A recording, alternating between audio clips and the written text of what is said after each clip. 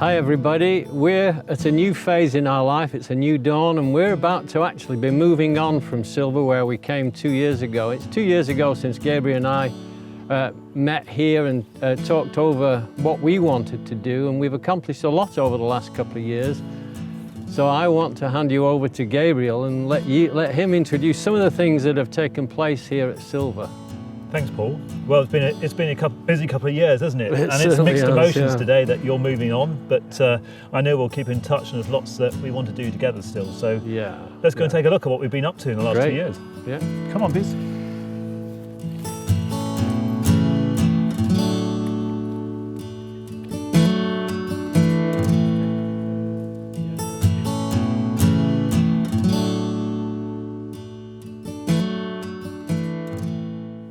It seems funny standing here now and looking out over something that wasn't here before, no trees. Tell us Well, this wasn't here last time. This is the Sylva Lodge, the office for our charity staff. So we have up to 7 people sort of part-time based in here, and we're very lucky to have this amazing view across what we call the future forest.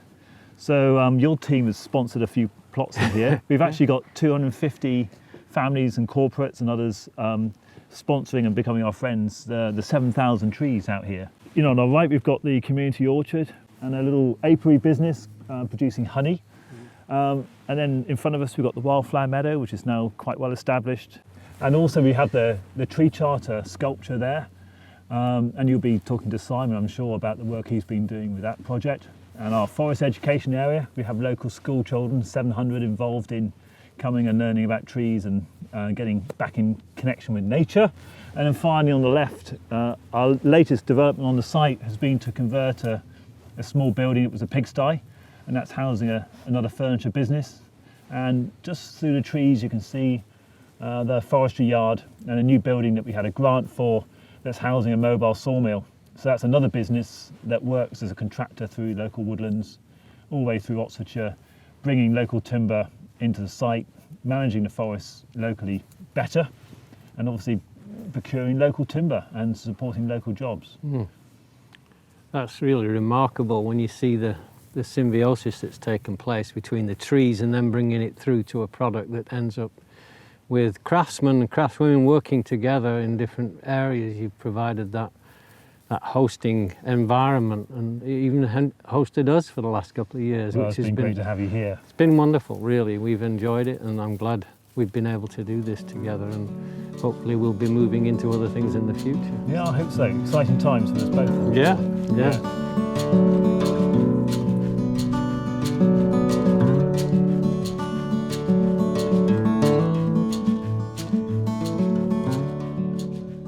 I'm out with Simon, who I met for the first time 2 years ago when he was inside the building and he was doing some carving, and it was small scale, but now we're in the big scale stuff here. Yeah. Tell us about what you're doing. It's a temporary workshop. Just about enough to keep the cold off. We're working on 11 of these poles. This is number 10. No, number 8. That's number 10. We've got number 11 out there. It's been a commission from the Woodland Trust to commemorate the launch of the new Woodland Charter, which was launched in the summer. So each pole has a theme, and my job is to carve a figurative representation of the theme. So this one, which is going to Grisdale, is environment. So there's a poem that's written for this pole, which we'll carve into the pole. And the images on this one are going to be chains. So running up the pole will be 3 huge, great links of chain. Oh, wow. And they symbolise the way trees hold the ground down. Right, They lock the water into the ground, they create the sort of atmosphere and the goodness in the soil. So they are the sort of chains that hold it all together. So that's how this has all worked. As I said, each pole's been different. It's all been a challenge. They weigh 1.5 tons. Yeah, wow. And moving them in and out of the workshop and around has been one of the hardest things to learn. But it's been brilliant working on something this size. Yeah. You know, it's been so nice from the small stuff you saw me working on before. Nice to have something that represents the trees and the forest and the woodlands and the way we work as woodworkers with wood. And I think it's been wonderful being here the last couple of years. Thank you for having us. And all right. supporting It's us been in great whatever fun. way we've supported one another, really. It's been Yeah, great. It's been good. Thank you. Well, good luck with your new venture. See you again. Yeah, we will indeed.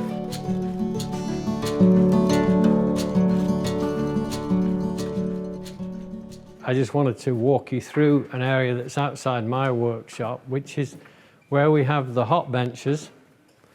And this is where Sylva set up the ability for people to come in for a week, a few days or longer and set up and start making. So Phil's behind me here, he's making some repairs to some chairs, but he's also making furniture. Alistair's been set up, he makes furniture, he designs and makes furniture too. And there could be anything going on. Somebody might want to rebuild a canoe. We've got some of that going on. And it's ideal. It's very good for a workshop. It's good for a training facility. So it's quite fascinating, really, to see how this has developed and provide a venue where people can come and work on a small scale if they need to.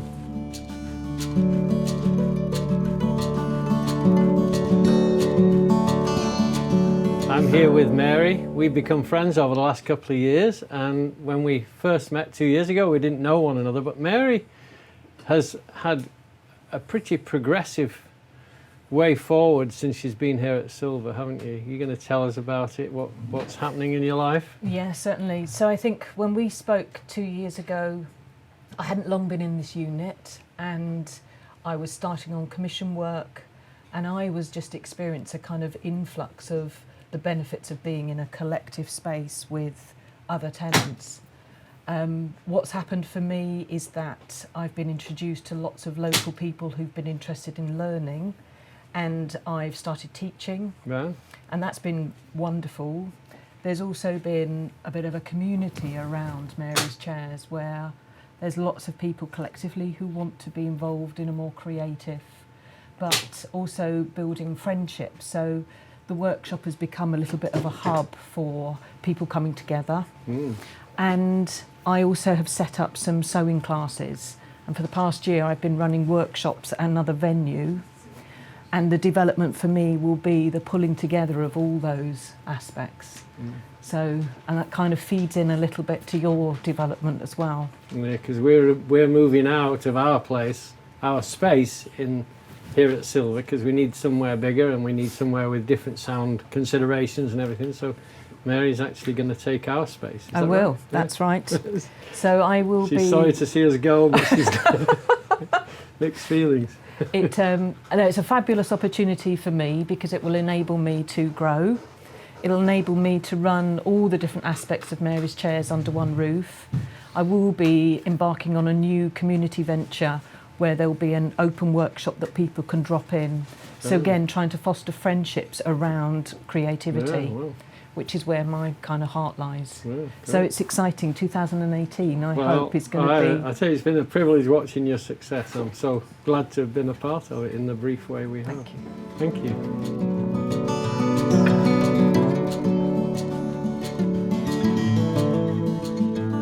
I'm with my next door neighbour Chris, who is a furniture maker also. He makes very fine furniture, and one of the things that he's helped me with through the years, the last couple of years, is he's milled the wood for my classes, but he's also milled some of the wood for the projects that we make on master classes. So thank you so much. So the last couple of years it's saved me having to resort to machine work, but it's been a great relationship seeing you grow and seeing what you do in your workspace. Thank you.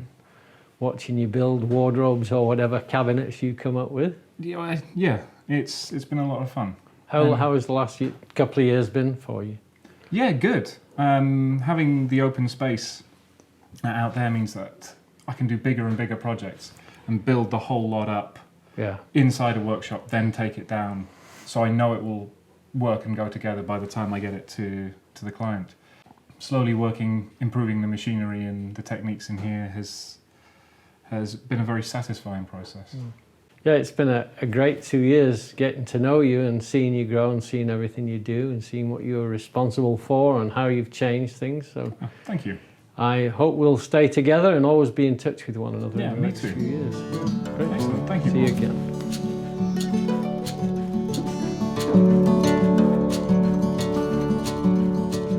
I'm here with a friend, Colin, who's a boat builder, and he wasn't here 2 years ago when we first came here, but he's joined the ranks since, and he's set himself up. He does boat restorations, mostly? Mostly, but yeah. He also builds boats. He's a boat builder with a long pedigree, right? And you can see we've both got grey beards, so you can see that. It has to have some worth to it. Similar vintage. And here we are. I'll let Colin fill in the gaps here. You've been here how long? I think I've been here about 10 or 11 months. And I came from having sold my little company that I'd run for 35 years, a boatyard that I'd established on my own, and grew it into only a small little company. But I handed that on very happily to two of my team. And I've gone back to my roots, really, working in my own workshop, which is really what I am. I was always a rather reluctant businessman, a very enthusiastic craftsman, and I love boats. And coming here to Sylva has been a revelation to me, to join this group of people here. I was going to call it a community, and I suppose in some sense it is, but that has sort of other connotations in a sense. But there is a great atmosphere of support, and for anyone who makes things, to be amongst other people that make things is fascinating. And I think really I've fallen on my feet. What I thought was really neat though was, 2 weeks ago when you had a class here and you were teaching something? Yeah. That was amazing, really, to take some flat pieces of wood and see what came out of it. Tell them what you did, yeah. Well, I ran a little course, a 2-day course, making a canoe paddle. So the people started with a blank that I'd cut out on the bandsaw and whittled and using hand tools. It was very much a hand and eye operation. It wasn't something that you could mark out very accurately and cut to a line. It's something you had to eye up and smooth with your hand and use hand tools. And anyway, it was pretty frantic. But in 2 days, everybody managed to produce their own paddle, and they went away at the end of the second day, much to my relief, with a finished paddle that they can go home and maybe put some varnish on it. And they all looked pretty good, I think, and everyone was happy. And it was an interesting, I enjoyed it. It was good. So this is it's not really a retirement really for you, is it? I know, I've spent the last year or so trying to dispel that idea that I've retired. Because I haven't, I don't feel I've retired. I've retired from running a company, but it was only a little company. Well, I think this is really what I've always tried to encourage with everybody that's ever followed us has been follow a lifestyle, develop a lifestyle, engineer it, decide what you want, and that's what you're doing now. You've really got the opportunity to engineer your lifestyle and continue in boat building. You don't need to retire because, what was it they said, that if you find what you really want to do, you never have to work another day in your life. Yeah. Well, I think that's probably very, very true. I've always found it very easy to do things I like doing and found it very hard to do things I didn't like doing. Which I think probably is an element of that in everybody, but I'm particularly weak in terms of doing things I don't like doing, and I like doing this, and I find, in a sense, I find it very easy, but it is like anything, making anything, particularly using wood, there's a challenge, an intellectual challenge as well as a sort of practical challenge, and, keeps the old brain going, and I love it. Well, I'm going to go and chat to Neil for a little bit now and see how he's doing. Good to see you.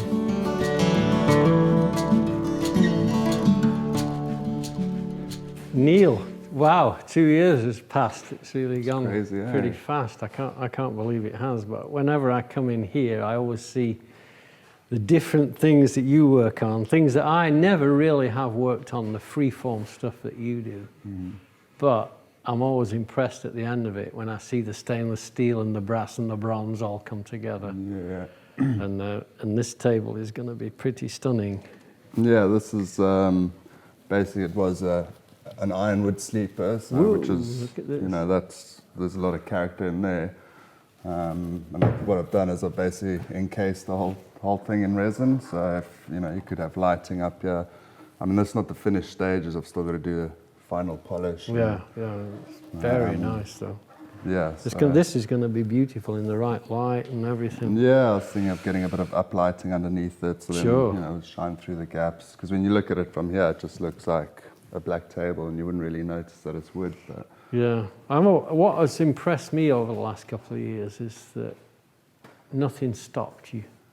no. You know, you kept persevering, struggles come and all the rest of it, but you still have that passion inside of you for wanting to create something out of what, I suppose, what most people would take a piece of wood like this, and they might make a mantle out of it, but you're taking it to a much new level, a much higher level, and that's what I love about what you do. I suppose that's what happened, like Colin was saying earlier. I suppose that's what happens when you love what you do. You persist and you continue and, you know. Yeah. Keep your chin up and stay positive. Well, getting to know you and your wife and seeing her support of you and you support of her. Yeah, I couldn't do it without her. No, I know. I'm sure you couldn't either. She's remarkable, yeah, it's true. It really is true. Well, it's been an absolute pleasure having you guys, Yeah, I tell you, we are going to miss the interaction, you know. Well, you guys have been so inspiring, you know, and that's also one of the reasons, just having little chats with you, that's a big influence on what's kept me going, so thanks very much. Well, really thank you for your support. And it's not the end. None of us, I don't think, feel like we'll never be here again. We've got friendships now that we'll always have, I think. Yeah, and you're just down the road. Yeah, we are, 5 miles away, that's Perfect. all. Yeah, great. Well, thanks for talking to me. And, No, you're welcome, Paul. Thanks so much. I wish you great success. Yeah, we get there. We always get there. Yeah, you do. I'm with Gareth. This used to be where I held a school. The classes were held here, but Gareth's taken over that space now. But he was at the far end of the building when a year ago, maybe, and something like that. 6 months ago. 6 months. Yeah. And then he was finishing off his boat, one of his boats that he built at school. He was learning about boat building, right? Yep, that's right. At the Boat Building Academy in Lyme Regis. Right. And how was that? Oh, it was just amazing. Was it? How long were you there? 9 months. Wow, that's a long course. But it was a very intense course. Yeah. And I loved every moment of it. And I'd thoroughly recommend it to anybody who's thinking of going in a different direction. Yeah. So had you got much woodworking skill before you went there? Only DIY and stuff like that. So nothing really. Quite a radical change for you. What did you do before you went I there? was a dentist. Oh, well. Well, that's quite a change. So big change, big change. Yeah. Well, I think that, you know, seeing how do you feel? Because this is what would have been declared a hot bench area, but you're a bit more permanent than the hot bench, aren't you now? Yes, I am. So. You know, I started off as a hot bencher. Sylva are developing a couple more startup units later this year. So I'm hoping to move into one of those. Right. And it'll be good to have a dedicated space to work in. Yeah. Having said that, everybody here is terrific. There's a great atmosphere. There's a lot of support, and as well as working, we share a lot of laughs as well. Yeah, I think that's the thing. You see this common thread about helping one another and, you know, kind of carrying one another when you need a lift or something. It's obviously there, and I think that's one of the magical things about being here, I think. Yeah, I think so. It is a magical place, I think. Yeah, I'm very fortunate to be here. And for me, it does, you know, it takes it. Something I've always wanted to see has been something like this, where you actually see the woodlands being planted, and then you see the other end of it, which is ultimately making something out of wood, like a boat or a canoe or whatever. Yeah, exactly. Yeah. Oh, well, I'm glad you've been here. It's nice to see you take my space so willingly, and I hope you'll always enjoy being part of this. Oh, definitely. Yeah. Great. It's a good place. It's nice to get to know you. Thanks, and you too. Thanks Thank very you. much.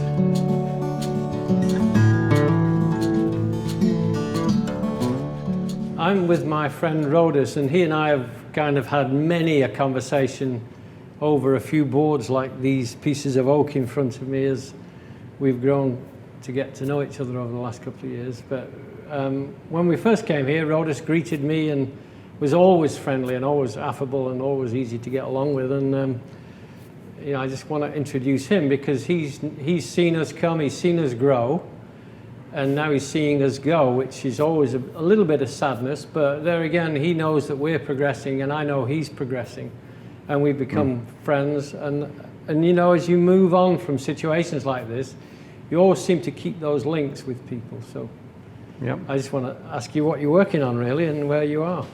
Well, I'm making a circular bench at the moment. It's made from oak, air-dried oak, which I picked up last week, and big boards. Cut it up into these smaller bits, shape them. I'm just starting to do the finishing sanding. So it's got, you probably can't see, there's just a gentle curve on the top here that stops it looking like a flat slab and gives it a bit of character. This is for the Woodland Trust have sponsored some charter poles. In fact, you've seen the ones that with Simon earlier. Simon's done. Yeah. So I'm making 3 of these to go around the charter poles. Oh wow! Yeah. So there's the pole will be. It's interesting to see the symbiosis, because when I was talking with Gabriel, he was talking about the first post going in here, you know, and then we talked to Simon. He was telling us, and he was shaving off making it from octagonal to round, and then he's going to carve it, and now you're making a part to it, and I'm sure Chris has had some involvement in it somewhere. Yeah, I'm sure he will have done. I enjoy having my work out on, a lot of it goes into public space. I mean, some of it's private gardens, but a lot of it goes into public space. And it's nice just, you know, I cycle past a park and say, oh, there's a bunch of people sitting on my benches having their sandwiches. Yeah, you want to walk up and say, those are my benches. Yeah, you do. Yeah, I know when I think about things that I've made, especially for the more famous people, and you kind of see them in the background somewhere, and you think, I made those, but nobody really knows that you made them, you know, like you say with the... I was thinking about how Colin was saying how special it was to have relationships that extend beyond just a nod and a cup of coffee together. You know, you've got Chris. Well, it is. I mean, ultimately we all become good friends here, and we spend quite a lot of time together. Yeah. It's just great having extra knowledge, you know, and having boat builders here. Yeah. They've got all sorts of weird and wonderful tricks that I didn't really know about. Yeah. You know, so you learn from people, and that, you know, I guess they learn from me, maybe. It's that kind of interdependency, really, that I think I've always felt. I've experienced it at the highest level in some ways because of the people that follow us online and everything, you know. And but when you bring it down to the nuts and bolts of a place like this, you know, where you're actually working side by side, I've experienced that too, and that is a very unique feeling. Well, we all give each other a hand, you know. There's a big beam on my trailer there that weighs 300 kilograms. Yeah. You know, I'm not going to be moving it on my own. No. Well, I'm glad you're still here, and you know, we're going to be leaving soon, and I suppose in some ways this is a little bit of how we say goodbye to everybody, but it's really been a pleasure, and thank you for all your support. And it's been great having you here and being able to tap into all your knowledge. Right, yeah. I'm not sure it's always good. Well, I've got some nice sharp tools here for the first time ever. Good, yeah. I'm going to say goodbye and thank you for everything. Cheers, Paul. Cheers. I hope by now you'll start seeing that, you know, we've been in the different workplaces, different workspaces, and seeing everybody working or being around explaining what they've done in the progression of what's happened at Sylva. They've become, in some ways, a bit like a family, a community, as Colin was trying to say. But more than that, they help one another, they share their space with one another. That kind of creativity comes from creative people. This is still my workspace for another couple of weeks, and this was very much the facility offered by Sylva when we first came here, and this is what we're going to be leaving. And I think everybody is probably very familiar with this workspace. This is the one you know the best, and I feel comfortable in this, and I don't think I will change very much of this when I move to my new place, my new space. It won't be any bigger than this. But I hope you've seen this journey. I hope you've enjoyed watching me walk you through it and meeting everybody, because they have become a very valued people that I think have a lot to offer society.